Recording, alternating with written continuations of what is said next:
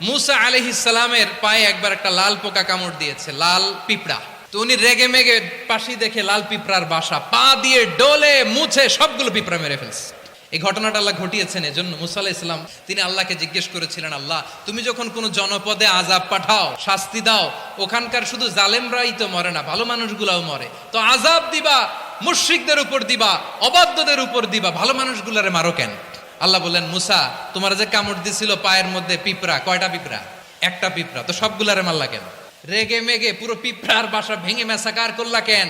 এই মুসা, আমি যখন অ্যাকশনে যাই, আমি যখন শাস্তি দেই, তখন এত বাস বিচার করা হয় না, বাস বিচার করা যায় না। যখন অ্যাকশনে যাওয়া হয় ওইটা ডাইরেক্ট অ্যাকশন হয়ে যায়। চিল্লায় বলো ঠিক কি না? রব্বুল আলামিন বলেন, ওয়াত্তাকু ফিতনাতাল লা তুসিবান্নাল্লাযীনা যালামু মিনকুম খাসসা। ও আমার গোলামেরা, ওই আযাবকে ভয় করো যে আযাব যখন আমি জমিনের বুকে পাঠাই শুধু জালেমদেরকেই মারি না, আলেমদেরকেও মারি।